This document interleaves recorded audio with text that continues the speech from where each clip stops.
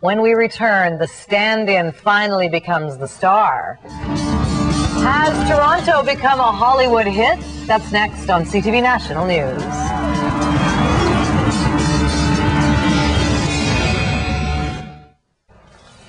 We wrap up the week with what's shaping up to be one of the summer's biggest blockbusters, and with pretty good reason. Scott Pilgrim versus the World opened to rave reviews today. The title character is played by Canadian lovable geek icon Michael Cera. But the biggest star of the movie may actually be its setting. As CTV's John Venevali-Rao reports, fans are going hog wild for Hogtown. Scott Pilgrim? Canadian actors in a Hollywood movie are nothing new. How'd you end up in Toronto? Gideon had always said Toronto was one of the great cities. But wait a minute, did they just mention Toronto in an action comedy aimed at American audiences? The very first thing that comes up on screen in the film is a subtitle that says, "Set in the mysterious land of Toronto." And go!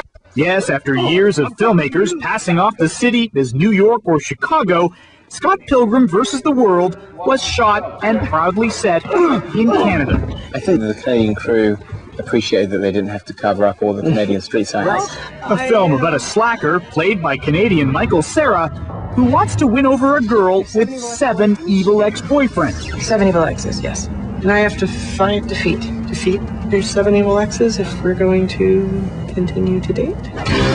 A rock'em and sock'em affair based on a series of graphic novels created by former Torontonian Brian Lee O'Malley, who used his old neighborhood as a setting for his stories. We got in all the landmarks from the books, like Castle Noma, and the Honest Ed's makes a brief appearance, Please Palace, of course, all these little venues. And Pizza is just everywhere. It's really cool to see all my old little haunts put on the big screen.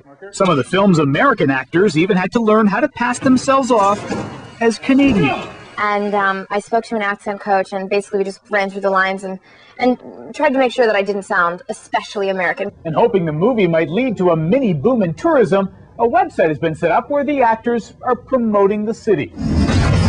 And early reviews suggest the film may be a hit and a win for a town able to play itself. John Venevali-Rao, CTV News, Toronto. Gotta love that Honest Ed cameo. Movie. Now let's move on. We've got a movie that was done in Toronto. This is just incredible. Scott Pilgrim versus the World. Let's roll a clip. You have 7 evil ex-boyfriends? 7 evil exes, yes. And I have to fight, defeat. There's 7 evil exes if we're going to continue to date? Pretty much.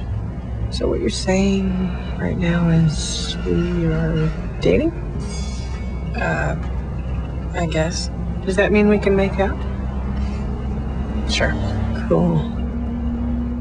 All right, we know Michael Cera, of course, from Juno. You liked this movie as well. I like this movie a lot. This movie is based on a graphic novel. Often movies based on graphic novels kind of let me down a little bit because you would think that a book that comes complete with a storyboard already made out for the filmmaker might have a pretty good chance of being kind of cool looking. Most aren't, though. Most are sort of, average kind of adaptations. This one, directed by Edgar Wright, who made Shaun of the Dead and Hot Fuzz, really nails the kind of crazy, wild spirit of the book, and I loved it. It's the story of, and which we just got a little hint of, Michael Cera, who's from Brampton. In the movie, he plays a Toronto slacker who has long since broken up with his last girlfriend.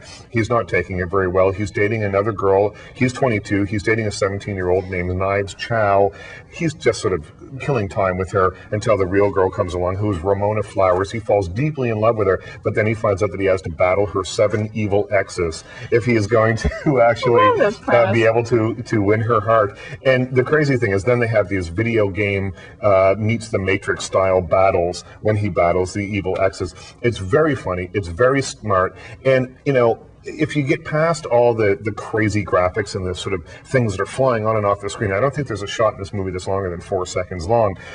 You realize that the story is just a story of a kid who is inundated with information, as we all are. If you go online and play video games and do all that sort of stuff, the movie reflects the style of which his life is, and it's just his sort of search for self-awareness. And he learns how to treat people and learns how to treat the women in his life. Fabulous movie, 4.5 stars. And great shots of Toronto.